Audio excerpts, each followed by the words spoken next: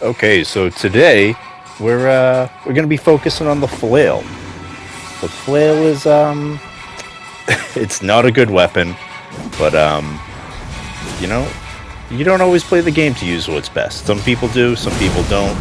I like to mix it up with some weird stuff sometimes. I've been having a lot of success using the flail on my magic build. Mostly, I think that's thanks to just having Endure on there and using that to combo into some big charged up spells. But regardless, we're gonna flail it up today. So we got some wild strikes. We got a little bit of a barbaric roar or maybe war cry. We're gonna be doing some parries. We're gonna be doing some backstabs and seeing what we can do to make the flail work. Um, Got that first guy there. You saw the wild strikes gives you a considerable amount of poise to just kind of tank damage and trade big hits. Barbaric Roar obviously gives you a nice little damage buff and gives you the crazy R2s, which have a good amount of poise. And it'll poise through most stuff, but not everything. So do be careful. Don't try to trade into like Colossals or nothing. But yeah, let's take a look at the build. So we got a level 70 build, 40 vigor, 40 strength are the main things. I got 30 endurance. Got enough arcane on here that with faith talisman swapped out instead of the fashion talisman, I can put on like blood flame blade, bestial vitality, things like that. Weapons are plus 15, plus 16. And for the most part, it's just a smash and trade and have fun kind of build, you know? Not a lot of complicated things to it. So let's get back to the fights. So I'm going to try to highlight a little bit of what the flail can do, and this is more what the Ashes of War can do than the flail, really.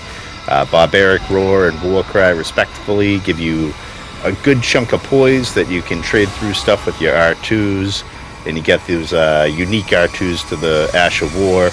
They help you slip through. You can get a nice little damage buff too, so you can jump into mages trying to slap at you with spells from afar.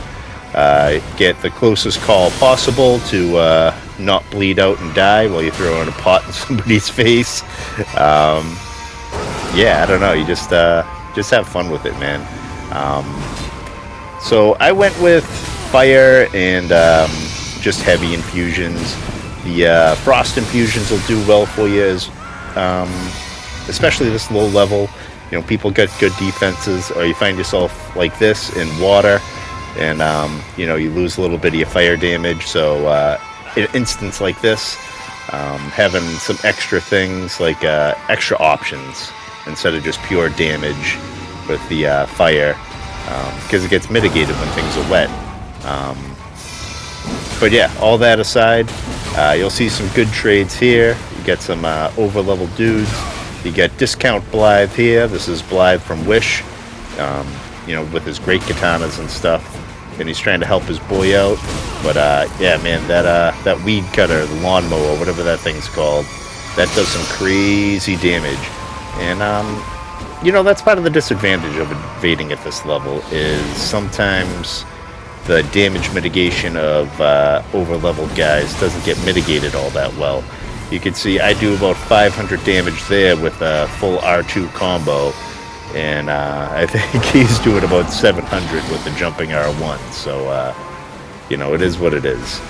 But, you know, that's what we're here for. We're not here for easy fights. We're not here to, you know, cherry pick. It does happen sometimes, unfortunately. That's one of the weird things about invading lower levels. Sometimes you completely dominate people, and other times you can't seem to do much. But you know, I spend a lot of times just yapping about nothing, just talking about exactly what you're seeing in the fights on screen. If you're watching me, I'm sure you know enough about the game to not need me to dictate and narrate everything going on. So I'm going to shut up a little bit. I'm going to play a little bit of music in the background. This is from, you got to be old fogey like me to know this. Back in PlayStation 2, there was this game.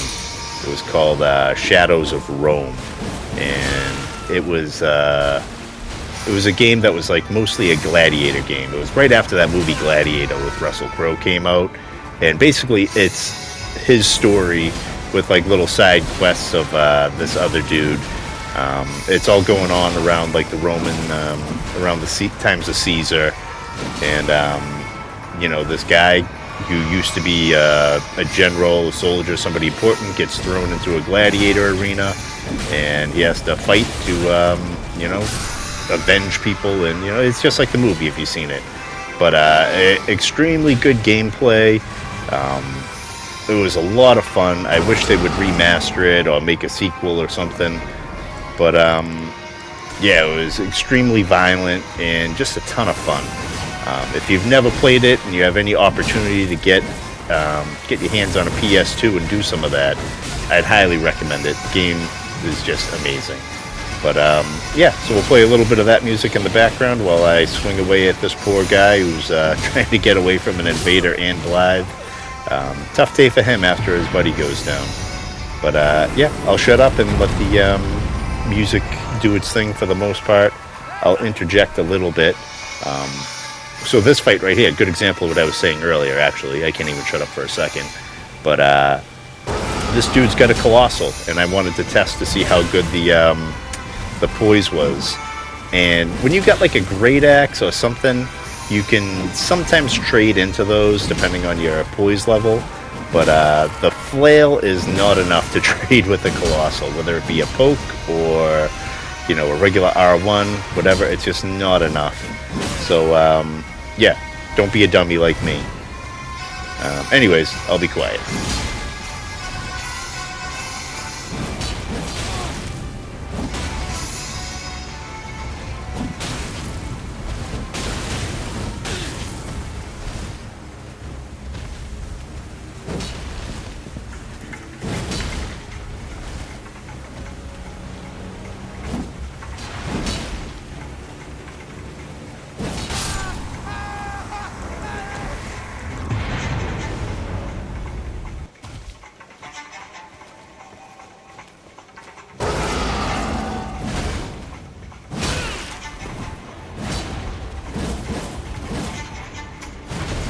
This dude here, I thought we were going to have a nice little 1v1 duel. He sent his buddy home, but I think he sent him home because he didn't know how to get into the fog gate there.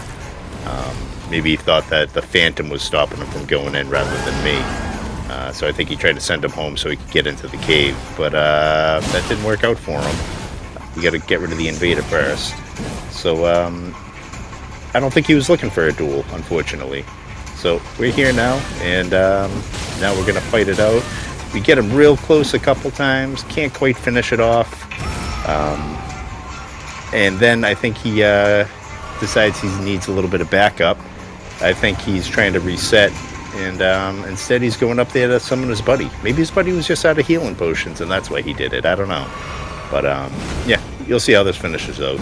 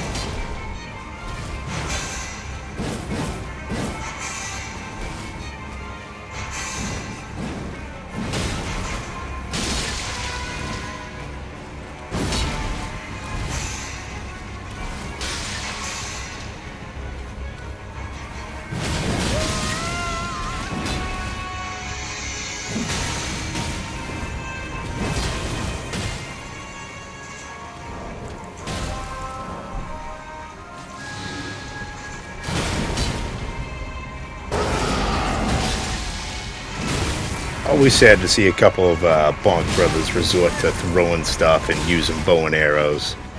I don't know where the mob came in to help me out here, but it was very well timed on his part. He comes in, saves the day, and couldn't be happier about it. This one here, this one here is a little bit more of a trolley experience for these fellas. They were trying to get the giant over there engaged in combat, and the giant, the troll, whatever you want to call him.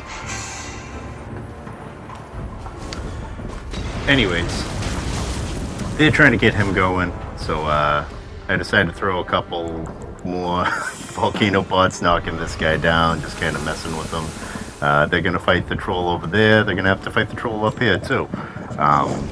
But yeah, long story short, the flail, it's not a fantastic weapon. It's got some upside, whereas it can't be parried. You know, it's kind of flashy. It's unique. And, you know, if you can win with it, then you should feel good about yourself, because it's not a good weapon. But it's fun, and it looks cool, and that's, you know, what matters more than anything else. So did FromSoft make a flail, or did they just make a fail? That's up to you to decide. I kind of wish the DLC gave us a great flail, like a giant version of it, but they didn't, and I think that's a missed opportunity. But anyways, I hope you enjoyed watching this. Take care of yourselves out there, and you know, have a good rest of your day, good rest of your week, whatever's going on. Thanks for watching. Later.